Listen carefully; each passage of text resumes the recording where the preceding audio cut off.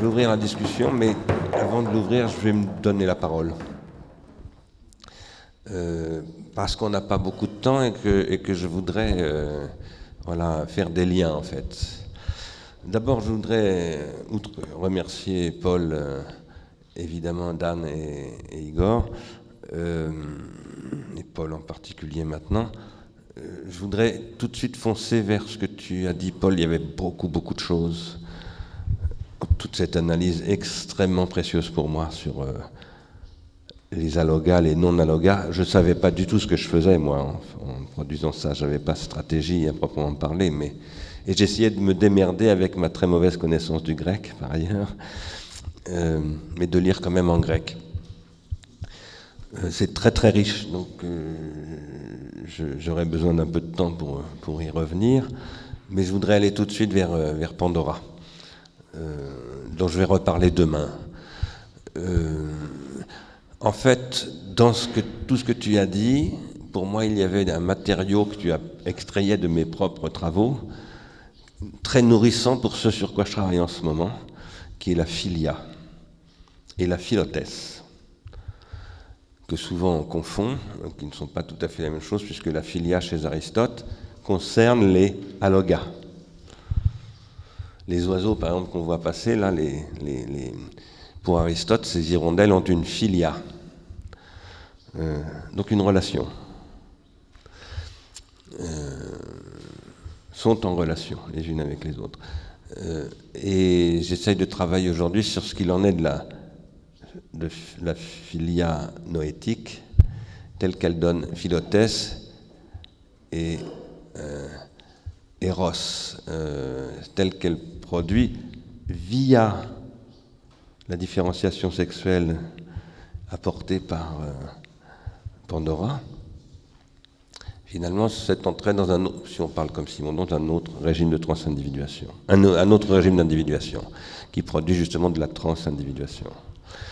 Et là, ce qui me semble très important, c'est que Pandora est la coupure sexuelle, c'est-à-dire inscrit la différenciation sexuelle dans les humains, sur un autre registre que celle des alogas, qu'on appelle les animaux ou les plantes. Deuxièmement, est paré. Je montrerai moi-même demain, peut-être, si j'ai le temps, une image grecque de Pandora, où on voit Pandora avec Héphaïstos qui lui tend un collier. Elle est parée. Autrement dit, elle est fétichisée. Et troisièmement, bien sûr, elle porte avec elle cette jarre, elle ne porte pas cette jarre, elle ouvre la jarre qui se trouve, comme tu le disais, dans la maison d'Épiméthée, on ne sait pas d'où elle vient, et où est contenu le pire de tous les maux, dit Hésiode, le pire de tous les maux, que je mets en regard avec le plus précieux de tous les biens. Aristote dit le plus précieux de tous les biens, c'est l'amitié.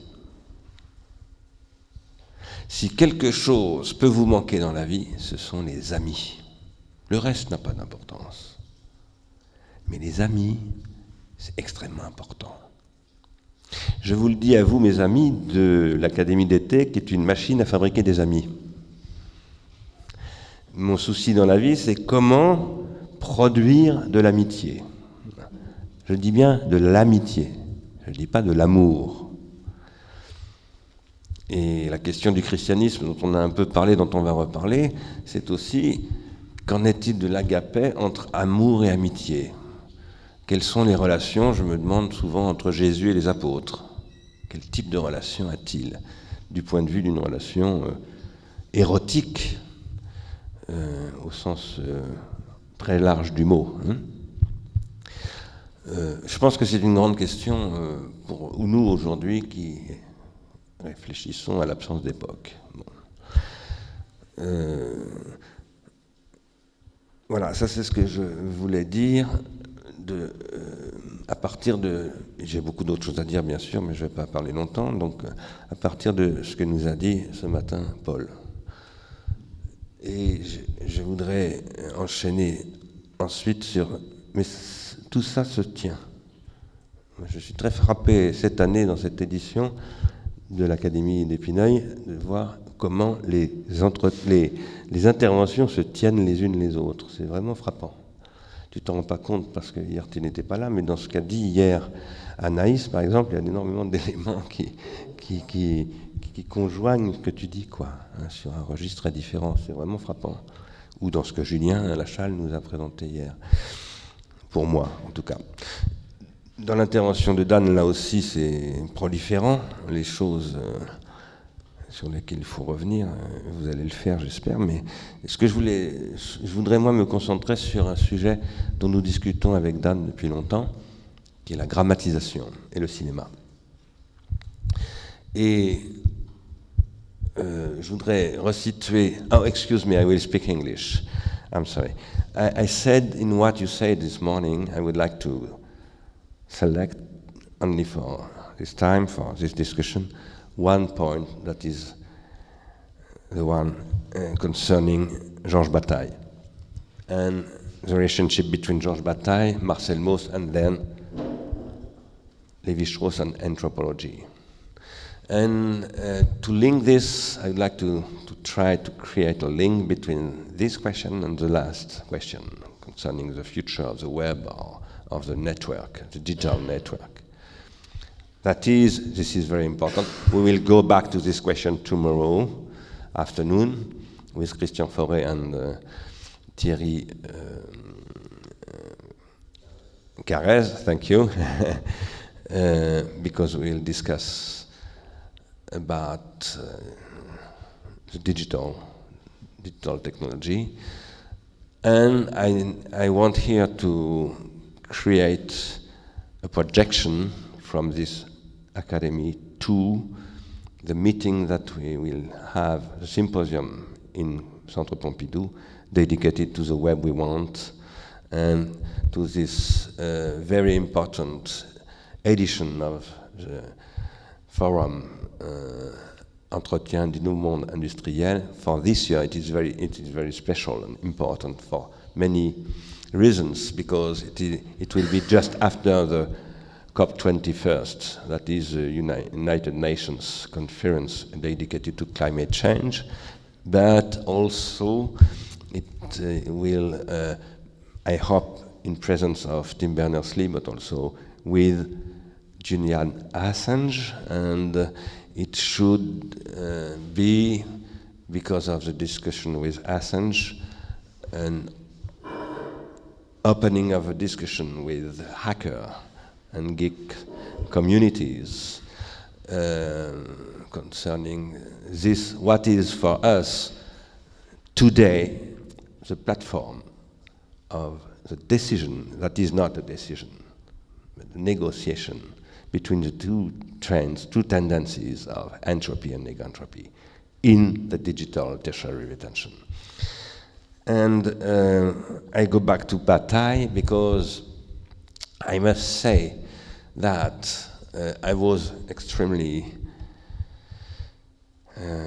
impressed by this book. That is not a so very good book. That is The Prehistory of Cinema. It is not a very good book because I think it was written too quickly. And nevertheless, it is a documentation on 250 caves where the archaeologists find testimonies of a process of grammatization. And the link here with Georges Bataille is very important, because Georges Bataille, who is the one who wrote General Economy, La Part Maudite, I don't know the English title of the book. Sorry? The Accursed Chair. La Part Maudite. Okay. Accursed Chair. Thank you. There is also this other text that is extremely important for me, that is Lascaux, or The Birth of Art, and in which Bataille says we are the beginning. We are in front of this, the beginning of we, of us, of ourselves. And here is beginning what he calls the Homo ludens. And he says it's not at all the same than the Homo faber. I disagree with Bataille here. I disagree, but also with the work of Marc Azéma. Even if I disagree with Bataille, and now I better understand what is at stake for Bataille. Because when I read this work of Azéma, suddenly I said, this is the beginning of grammatization. And grammatization, that is the production of hypomnesic tertiary retentions, is not tertiary retention in general. A knife, a weapon is a tertiary retention, but it is not a hypomnesic one. So I insist on this question because I believe that the tertiary retention, the hypomnesic tertiary retention, is producing the beginning of what I call noetic process of grammatization. Between this and the alloga, it is something that we have to work for qualifying this. But there is a period in which we are not yet in the noetic era as we know it. Nevertheless, I tried to show in La Faute d'Épiméthée, the first volume of Techniques and Time, that Bataille says nothing on this period before. And if we can't think this, that is called by Maurice Blanchot, Bataille's friend. This is very important for me here. L'effroyablement ancien.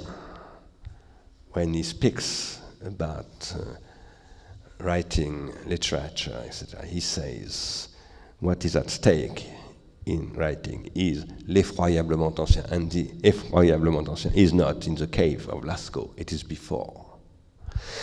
I think we have to work these questions for thinking the question of epocality today and the lack of epocality, of epoche, of epoch.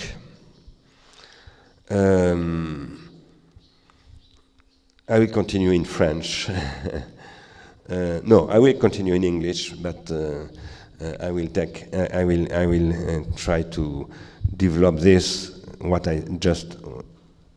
I said just now by saying two things about your communication concerning Fiedler.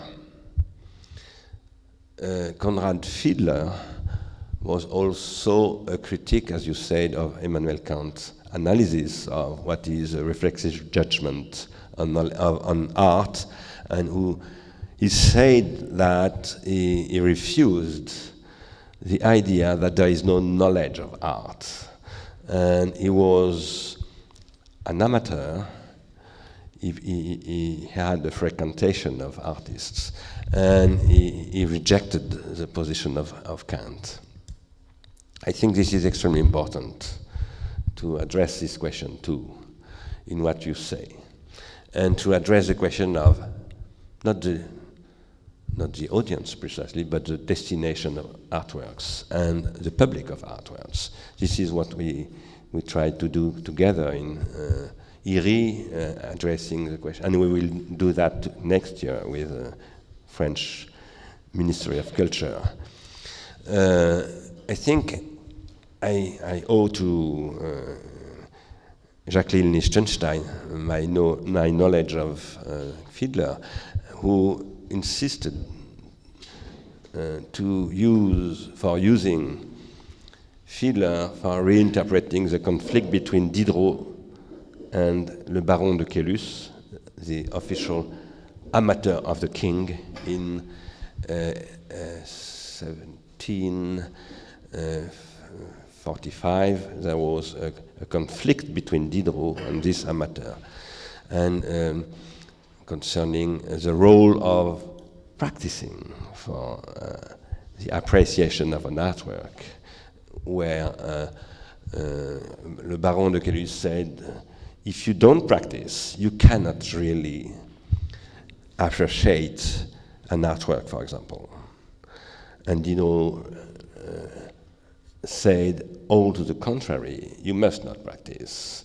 You must have a grammatized approach by letters, by literal tertiary attention of the question of judgment, etc., etc. And I believe that it is extremely important to reinterpret what happened during the 20th century in art with these questions, and that it is at stake in what you said yourself at the end of your communication, when you said, I'm disappointed. And when you said, I understand what is not only a melancholia by Florian, but something that is worse, that is the absence of epoch. Yesterday, Anaïs said, talk about Beckett, and also she showed an artwork of Kunsel, comment il s'appelle le prénom? Thierry Kunsel, very, very nice. And I thought the work of you quoted the end of the work of the book of Fiedler by saying that an artist is producing what I try myself to think as a process of transindividuation between the two phases, the two times of the double redoubling, epochal redoubling. And yesterday we had a discussion with, not only with Anaïs, but also with, qui était-ce? Je ne me souviens plus. Peu importe. We had a discussion about this question because we had also a discussion concerning Beckett. Beckett being like an artist with you, we had this discussion. Beckett being an artist who is in a way acting that it is not possible to produce this process of transindividuation. And the exhaustion, that is not an exhaustion, how do you say épuisé in English? Yes, but it is not exhausted precisely in French, because precisely Deleuze says it's not exhaustion, it's épuisement.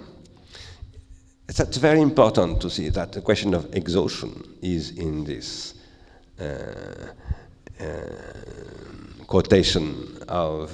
citation of Pindar.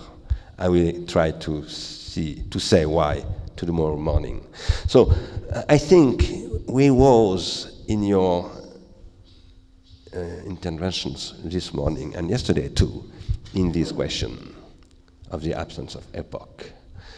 That is the question of what you said. You testified yourself by your own practice of artists of this question and how to do something with that. For answering to Florian, when I said to Florian, Florian is a ghost. But for me, this is what I wanted to say. This means how to deal with grammatization. Because now we have, and this was the end of your, with the quotation of this article, it is ironic, no, not ironic. Where is the author of the article dedicated to the web? You quoted. Yes, Iranian. Yes, from Iran, yes. We had a discussion, I don't know who sent me this article. The question here is grammatization. If we are not capable to address the question of grammatization in the next years, we will not be capable to to struggle against entropy. That is today our Moira, as the Greek word of Mora, that is Moira, that is destiny, fate, etc., etc. I wanted to say that those are not questions, but if you want to say something, of course, you can say. Je vais poursuivre en français, ça ne vous dérange pas. Juste pour rebondir à ce que tu dis sur la grammatisation, je crois que c'est intéressant de s'apercevoir lorsqu'on parcourt l'histoire de l'art abstrait, de ses débuts jusqu'à aujourd'hui, à partir de la lecture que proposent certains historiens de l'art, spécialistes de l'art abstrait. Je pense notamment à Éric Michaud qui parle à propos de Kandinsky d'une grammaire des arts.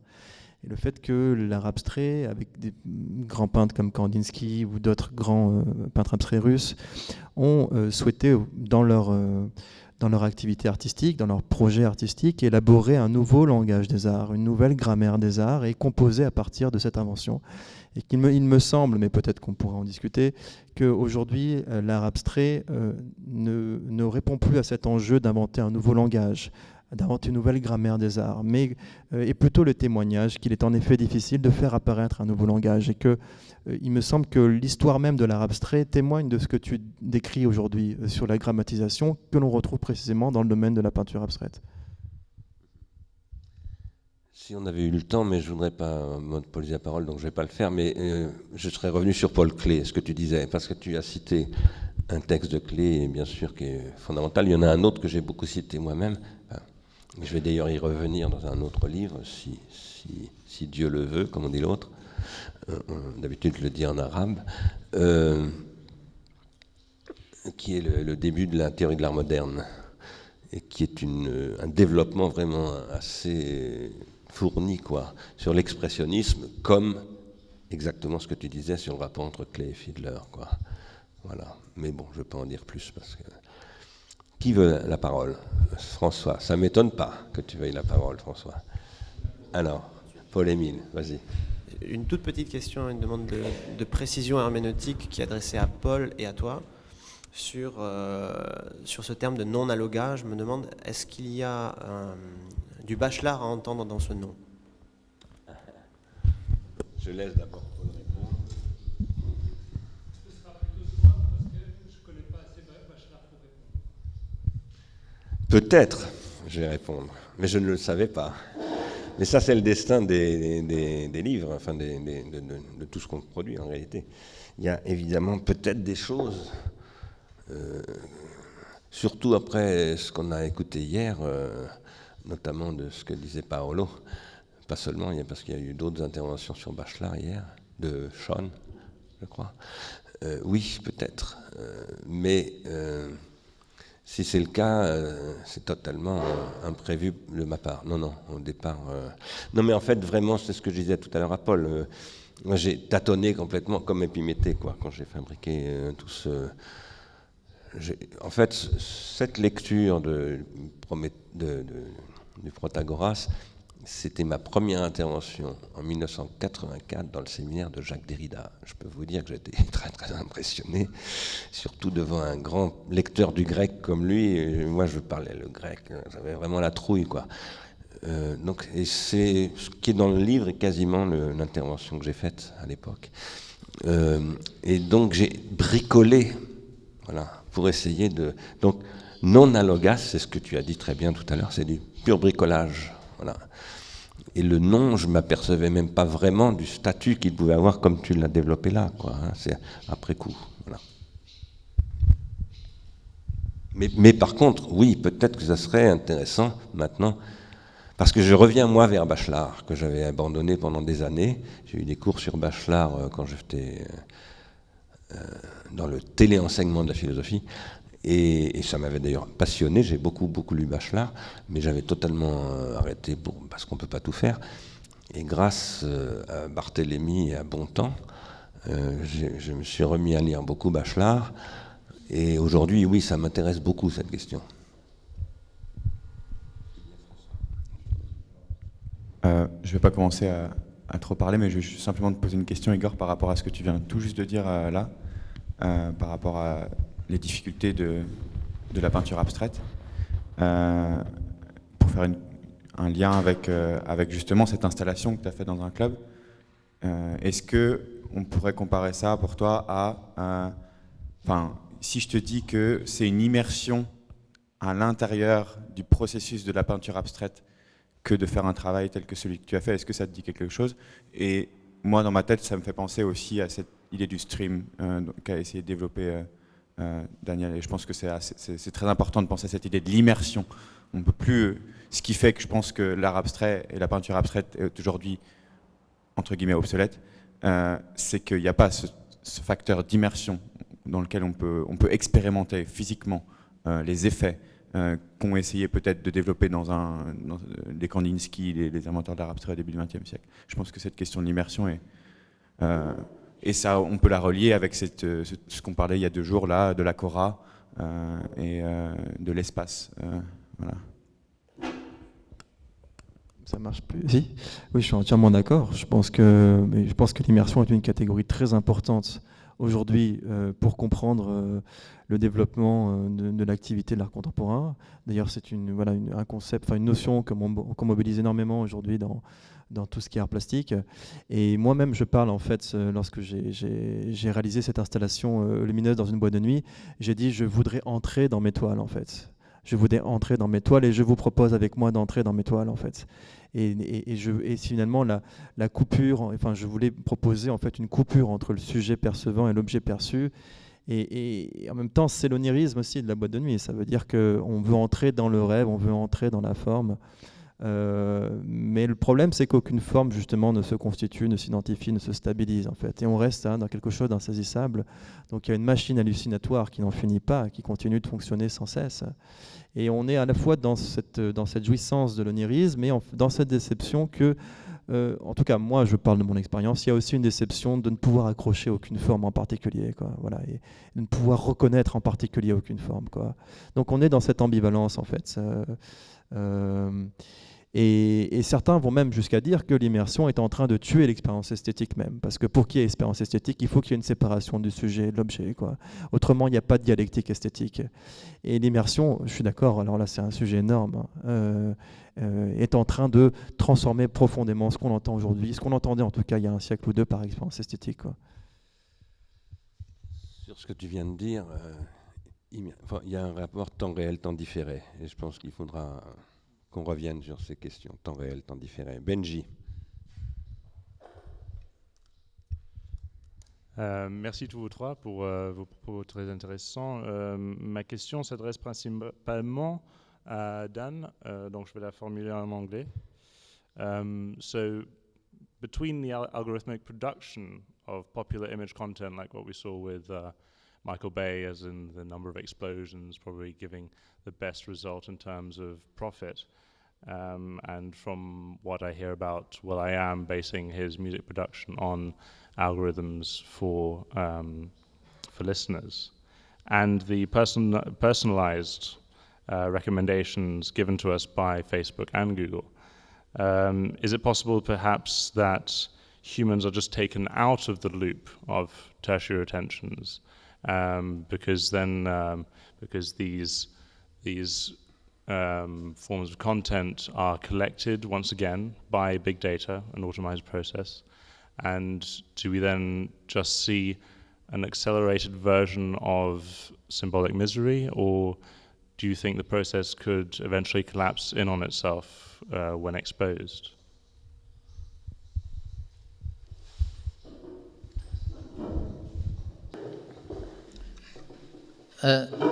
First, I think it is very true that it is very important that the birth of art is the birth of grammatization. And the question of what comes before that is a difficult question, maybe. But it's important because if we say that the Noetic period, strictly speaking, begins later, then what that means is that if we also say that what is happening now with what I described as the televisualized web is a kind of regression. The future is always something new and something different. But if there's a sense in which it's a regression as well, then it's a regression to something like the period before a noetic age. And it is because for the very reason that the place of the word and the place of the book is the thing that is regressing. So, to answer your question,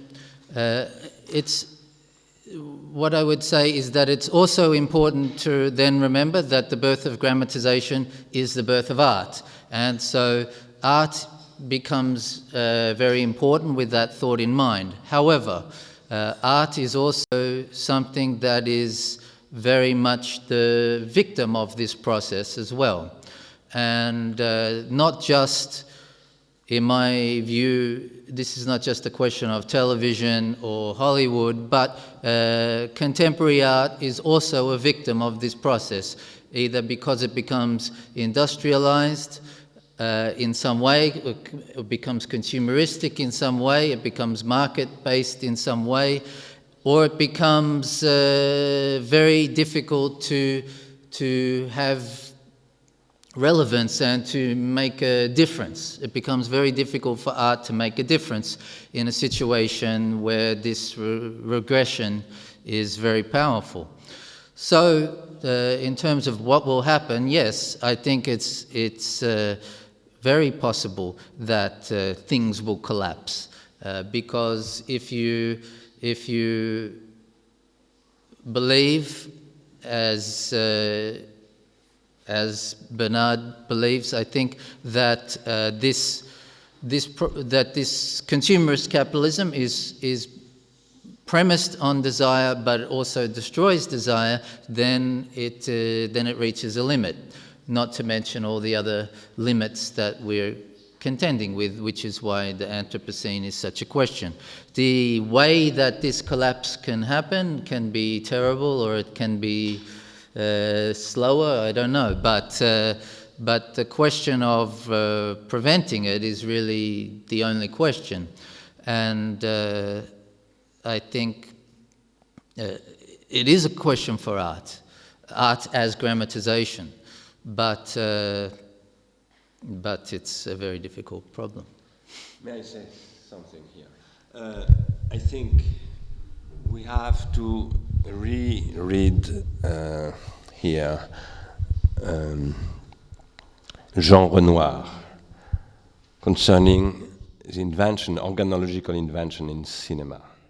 Jean Renoir says in Ma vie et mes films, a movie maker is not only making movies, he is also making machines, artifacts, systems, etc., etc. And I think that today, for answering your question, Benji, we have to point out the question of invention, organological invention. That is extremely important. And this is what is at stake in Ecuador. And when we say we will have next Friday afternoon, we'll have a small seminar, a closed seminar with you, the Ecuadorians, and the team of IRI dedicated to the systems for annotation, which will be the main proposal we will present in this conference at the end of the year at the Centre Pompidou, because this is an industrial, technological, and noetical proposal. Industrial, why? Because tomorrow we will open a discussion with Christian Fauré concerning the blockchain.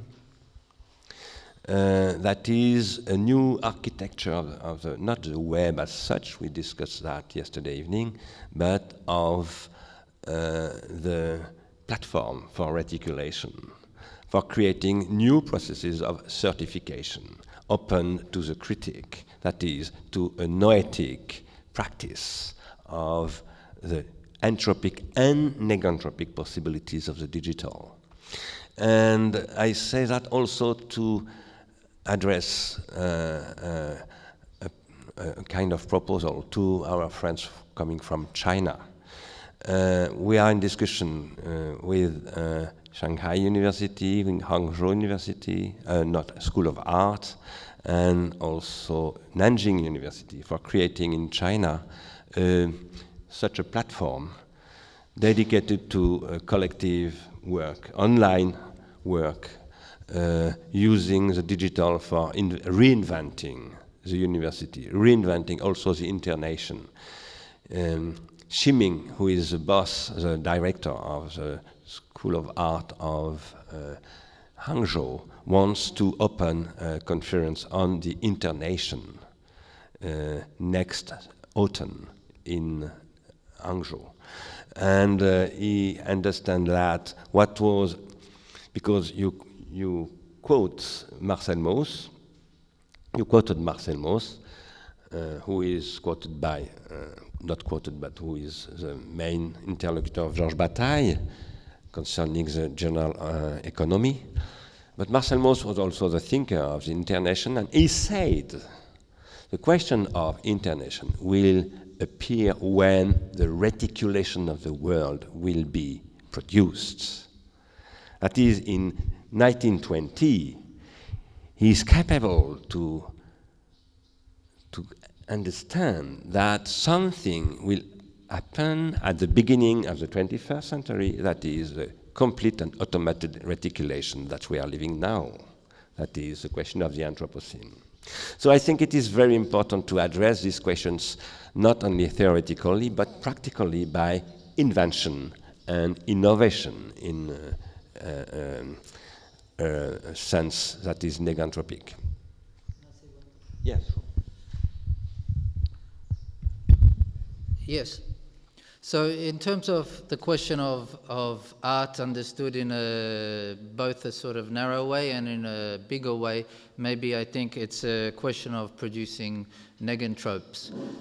But in terms of what you're saying about certification, an interesting thing about Julian Assange is his ideas about the future of journalism. And one of his specific ideas is that one problem with journalism at present is that it is a question of telling stories without accountability.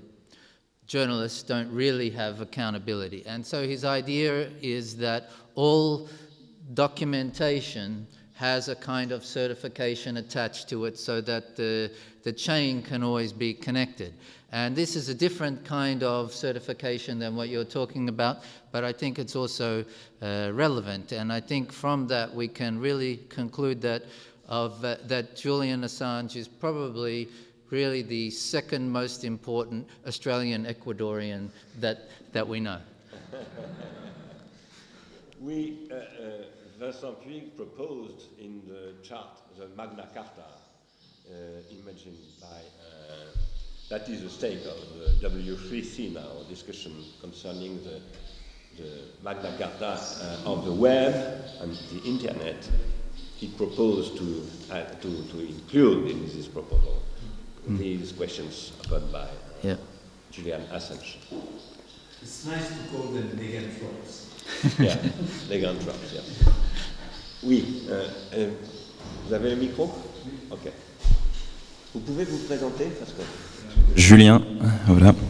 Et j'ai une question pour Igor. J'ai beaucoup aimé ton travail, ce que tu as présenté. J'aime beaucoup tes peintures. Et en fait, j'ai une question pour toi. Dans ce que tu disais que tu souhaites... Enfin, déjà dans tes peintures, j'ai l'impression que tu essayes de montrer un potentiel de forme, si j'ai bien compris.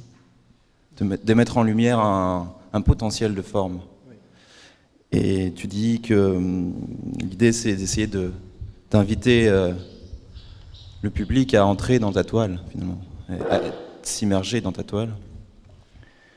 Et je me dis, comment c'est possible d'entrer dans la toile consciemment, parce qu'en fait, entrer consciemment dans la toile, c'est aussi épuiser la toile, épuiser son potentiel, c'est-à-dire que en définissant des formes, sur ta toile, tu épuises son potentiel de forme. C'est un peu comme quand on essaye d'entrer dans un rêve nocturne, le fait de vouloir prendre conscience de son rêve nocturne tue le rêve nocturne. Et alors je me demandais si tu as peut-être réfléchi là-dessus, et peut-être que tu proposes, tout comme le nihilisme athlétique, peut-être un travail athlétique sur cette, je sais pas, cette capacité à définir la forme définir des formes dans ce potentiel sans les puiser. Je sais pas si je me fais bien comprendre, mais parce que je sais que c'est possible d'entrer dans ces rêves nocturnes sans détruire le rêve. J'ai cru lire que c'était possible auprès des psychanalystes ou je sais plus, les psychologues. Donc je veux savoir si c'est possible de peut-être, effectivement, s'il y a un travail là-dessus d'entrer dans la toile sans prendre conscience de la toile sans détruire son potentiel en fait. Voilà. C'est une immense question qui a été posée notamment par Georges Bataille dans la dialectique informe. Georges Didier Obermann a fait un grand commentaire dessus.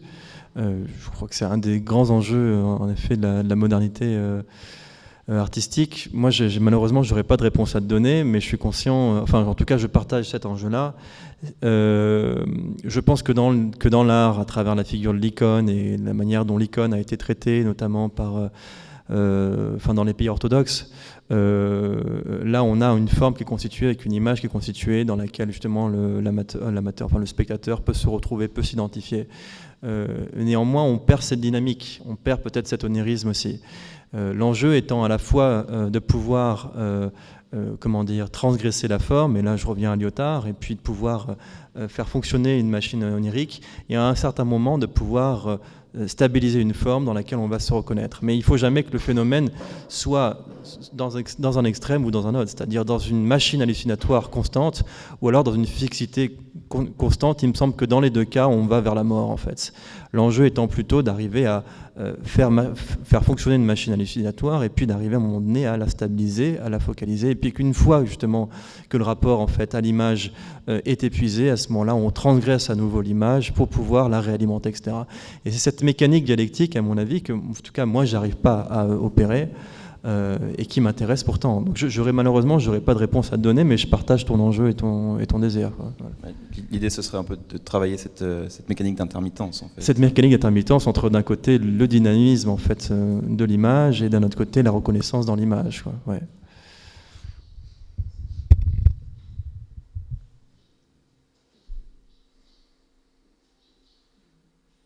Ça marche? Ouais. En fait, c'était une question. C'est pas très clair, donc je vais essayer de la poser plus ou moins. Mais c'était une question par rapport qui s'adresse à la fois à Dan, à Paul et à Bernard Stiegler dans ce qu'il a dit à la fin sur la question de l'effroyablement ancien. En fait, donc, vous avez dit qu'il faudrait qualifier cette période de l'effroyablement ancien pour pouvoir comprendre, pour pouvoir arriver à penser l'épocalité et le manque d'époque. Et donc, en fait, je voulais savoir si... Donc, en fait, je voulais encore essayer de vous interroger par rapport au texte de Blanchot qui... du coup, je le cite juste rapidement pour... Quand il écrit, donc... nous découvrons qu'il y eut un temps sans histoire auquel ne convient pas la terminologie propre au temps historique, termes et notions que nous connaissons bien, liberté, choix, personne, conscience, vérité et originalité, d'une manière générale, l'État comme affirmation de la structure politique. Il écrit ensuite que pour lui, la bombe n'est qu'un signe grossier de l'extrême péril qui marque le passage d'un temps à un autre et peut-être de l'histoire à une époque transhistorique. Donc déjà, je voulais savoir en fait si c'était possible de mettre ça en rapport avec ce dont vous parliez par rapport à l'effroyablement ancien et aussi il explique aussi que Blanchot explique qu'on ne peut pas vraiment penser l'idée de fin, justement parce qu'on la pense que par rapport à un commencement, donc par rapport à l'idée d'une histoire. Et moi, ce qui me semble en jeu dans le fait de penser un défaut d'origine, c'est justement de plus penser le commencement dans ce système-là. Et du coup, la question, en fait, ça porte sur comment penser, du coup, la fin par rapport à ça, ou l'effondrement, ou voilà. Et ça s'adressait aussi à Paul, qui parlait justement de ça, du défaut d'origine, et à Dan qui parlait de la destruction du désir et voilà, donc c'est pas clair du tout, mais c'est une tentative.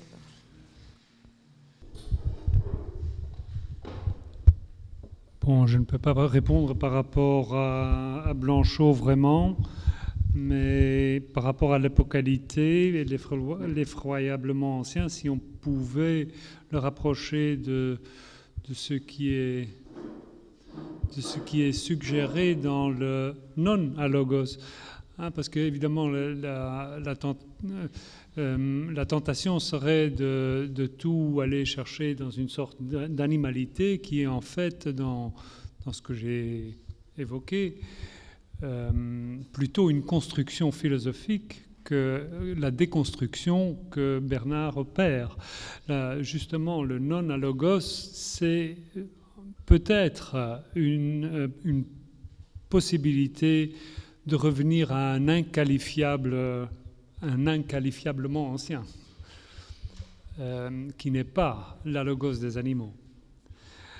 Alors, par rapport à l'épocalité, c'est clair que l'épocalité, c'est la qualification.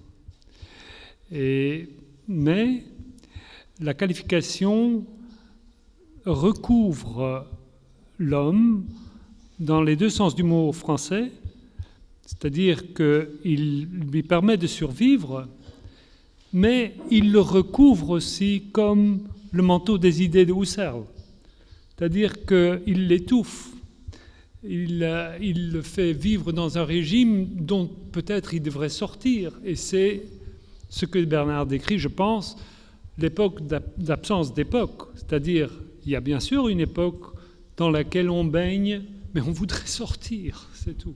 Je pense que c'est ça ce qu'il veut dire, je ne sais pas. Merci. En fait, merci pour cette question. C'était une question, c'était vraiment une question. La difficulté de la formuler tient à la question. Je voudrais en profiter en fait de ces questions pour en faire une remarque. J'ai fait une remarque tout à l'heure en m'appuyant sur ce que disait Dan, pour insister sur quelque chose d'assez nouveau finalement pour moi par rapport à ce que j'avais pu dire dans La technique et le temps. Ce que j'ai évoqué tout à l'heure sur Marc Azéma et la question qu'il pose et la matière qu'il m'apporte à moi pour étayer la thèse qu'à un moment donné, il y a de la grammatisation qui commence dans la rétention tertiaire et qui n'est pas seulement de la rétention tertiaire. C'est de la rétention tertiaire, bien sûr, mais d'un type nouveau. Ça a toutes sortes de conséquences, dont la question que vous venez de poser. Parce que, pour tout dire, dans La technique et le temps, dans la première partie du premier volume, je fais une critique de Leroi-Gourhan, dont je soutiens qu'il n'assume pas complètement son discours. Et je maintiens cette critique aujourd'hui. D'ailleurs, je crois, j'imagine, je suppose que une des raisons pour lesquelles Leroi-Gourhan n'assume pas pleinement son geste, c'est que le néo-darwinisme est conquérant à cette époque-là et qu'il est quasiment impossible pour un scientifique de remettre en question la biologie moléculaire en 1964. Je pense que d'ailleurs, Canguilhem a eu le même problème. Et donc, parce que moi, ce que je soutiens, c'est, dans le début de La technique et le temps, c'est que l'apparition de cet être qui n'est pas encore le noétique que nous connaissons, nous, grammatisé, mais qui n'est plus le alloga, il est en train de faire exploser le cadre darwinien. Voilà, sujet dont on a parlé notamment avec Gerald. Et je soutiens que Leroi-Gourhan ne l'assume pas complètement. Voilà. Je ne vais pas revenir sur l'argument pour lequel je dis ça. Bon, s'il y a des gens qui veulent des précisions, je leur en donnerai. Je précise d'ailleurs que La technique de temps va reparaître au mois de janvier prochain chez Fayard. Voilà. Enfin. Mais la conséquence de cela, c'est la question que vous posez. Et qui est une question qui est nouvelle pour moi. Jusqu'à il y a peu de temps, quand je